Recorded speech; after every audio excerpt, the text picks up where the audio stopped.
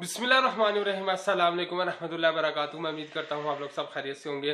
तो आज की जो वीडियो, इस वीडियो के अंदर मैं आपको बताने जा रहा हूँ कि अगर तो आपने को अभी तक इन्फॉर्मेशन नहीं है कि कब कब कहाँ कहाँ पर जो है वो हॉलीडेज वगैरह आ रही हैं, तो उससे रिलेटेड इन्फॉर्मेशन है। आज है 25 दिसंबर है।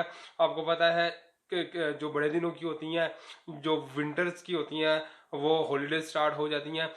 तो काफ़ी ज़्यादा लोग इस बारे में क्वेश्चंस कर रहे थे, तो मैं आपको स्क्रीन पर भी आपको नज़र आ रहा होगा। स्पेसिफिकली मैं सबसे पहले इटली की बात करता हूँ कि इटली इस्लामाबाद जो है वो 26 दिसंबर को ऑफ होगी। इसके बाद 27 और 28 को ओपन है, फिर 29-30 को जो है वो क्लोज हो रही है। ठीक हो गया। लाहौर में इटली का जो विंडो है वो 26 को क्लोज्ड है, 27 को वो ओपन होगा, बट उसके बाद 28, 29, 30 दिसंबर तक वो क्लोज रहेगा। और इसी तरह अगर हम कराची की बात करें तो कराची वाला सिर्फ और सिर्फ 26 तक ही क्लोज है, बाकी वो सारे का सारा ओपन है। बाकी भी आपको दीगर कंट्रीज जो जितना जितना भी क्लोज हो रहे हैं वो बता रहा हूँ। सबसे ज़्यादा छुट्टियां डेनमार्क, इटली और उसके साथ साउथ अफ्रीका, इन्होंने ही की हैं। बाकी जो है कनाडा हो गया या यूके हो गया, उनकी 26 और 27 की दो जो है दिसंबर तक की दो जो है 2 दिसंबर यानी कि 27 और 2 दिन की जो है वो छुट्टियां यहाँ पर बीच में आ रही हैं। तो इसके बारे में मुझे बहुत ज़्यादा मैसेजेस आ रहे थे, तो इसलिए मैंने ये जो है वीडियो आप लोगों के लिए प्रेजेंट की है कि ताकि आप लोगों को करंटली जो भी इंफॉर्मेशन है वो आप तक जो है वो पहुंच सके। ठीक हो गया ना।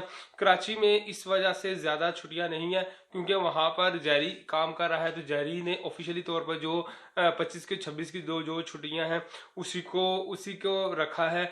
बट इस्लामाबाद में और लाहौर में क्योंकि काफ़ी ज़्यादा बर्डन होता है, इस वजह से इन्होंने क्या किया है कि यहाँ पर ज़रा ज़्यादा छुट्टियाँ रखी हुई हैं इटली की तरफ से। तो इटली की जो होता है फैमिली वीज़ा से रिलेटेड या वर्क परमिट से रिलेटेड जो फाइल की प्रिपरेशन होती है, उसमें आपके ज़रूरत होती है।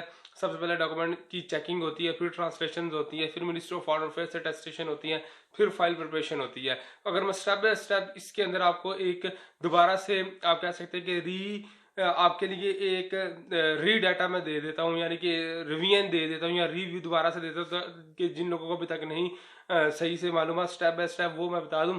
अगर आप फैमिली वीज़ा के लिए अप्लाई करते हैं तो सबसे पहले आपको जो है यहाँ से पाकिस्तानी डॉक्यूमेंट्स की करेक्शन करवानी पड़ती है। उन डॉक्यूमेंट्स में MRC, FRC, बर्थ सर्टिफिकेट और निकाह नामा होता है। सबसे पहले उनकी करेक्शन होती है। वो करेक्शन या तो आपका जो कंसल्टेंट है जिसको आपने हायर किया वो कर सकते हैं, या फिर आप जैरी में लेकर जाएं डॉक्यूमेंट्स, वो चेक कर आपको करेक्शन वगैरह कर देते हैं। लेकिन अब जैरी वो फैसिलिटी नहीं दे रही, तो इसीलिए आपने जिस भी कंसल्टेंट को हायर करना है उसको अगर A to Z पता हो तो वो इजीली आपके लिए जो है वो डॉक्यूमेंट्स की चेकिंग कर सकता है। इस सिलसिले में अगर आप हमारी भी सर्विसेज लेते हैं तो स्क्रीन पर आपको नंबर शो हो रहा है, आप बिला झिझक हमसे कांटेक्ट कर सकते हैं।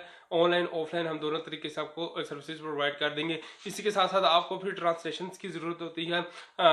इटली एम्बेसी ने नॉमिनेट किए हैं 7-8 जो है कंपनीज नॉमिनेट हैं, वही कंपनीज जो नॉमिनेट उन्होंने की हैं वहाँ से ही आपकी जो है ट्रांसलेशन हो तो फिर वो वैलिड होगी, अदरवाइज नहीं वैलिड होगी। तो उसकी भी सर्विसेज अगर आप हमसे लेना चाहें तो हम आपको सर्विसेज प्रोवाइड कर सकते हैं। इसके बाद का स्टेप आता है कि आपने क्या करना होता है, जो भी आपकी फाइल होती है लीगलाइजेशन से रिलेटेड, उसकी आपको एक फाइल प्रिपेयर करवानी पड़ती है जिसके अंदर डेलेगा होता है, रिक्वेस्ट फॉर्म होता है, उन्होंने रिक्वेस्ट फॉर्म्स वगैरह होते हैं।